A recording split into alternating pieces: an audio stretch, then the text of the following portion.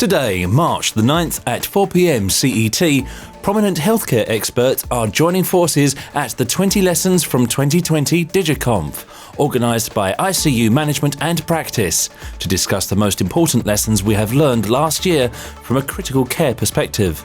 Click the link in the description to secure one of the last available places. According to a new survey by Pew Research Center, nearly 70% of adults in the US say they have already received at least one dose of the COVID-19 vaccine or plan to get vaccinated. This is a substantial increase from the 51% who stated they planned to receive the vaccine in September. The reduction in vaccine hesitancy is dramatic.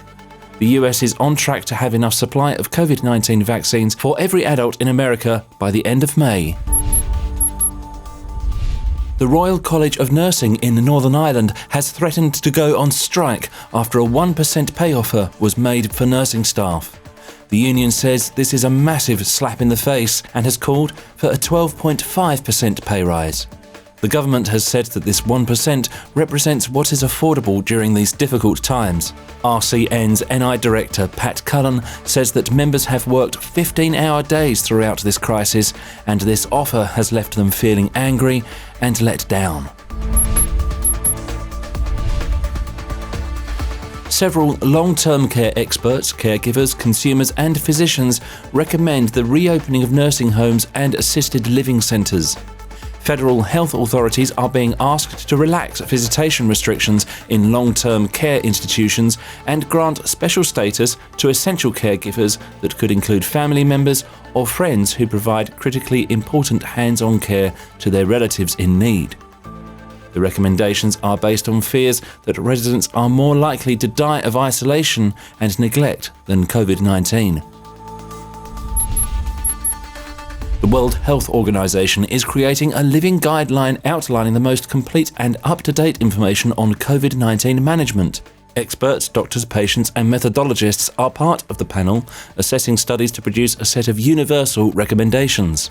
The first installment of the guideline was released in March.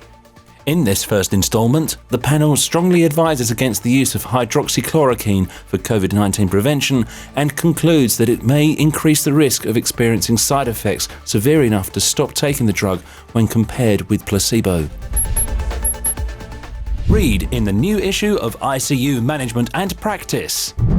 Jean-Louis Vincent and Nicole Juchemans talk about lessons from 2020 with a focus on the ICU perspective. Vitaly Harasovich, Jeremy Klein and Brian Pickering provide an overview of the large-scale transition to telemedicine during the COVID-19 pandemic. Audrey Dijon, Yassir Arab and Samir Javert evaluate whether video laryngoscopy is the new gold standard for intubation following the COVID-19 crisis. Lucas Martin, Anna Peiner, Gernot Marx and Johannes Bickenbach highlight the use and challenges of digitalization and artificial intelligence and how the focus should be on providing less rather than more data. Find these and more exclusive stories in 20 Lessons from 2020. Download now.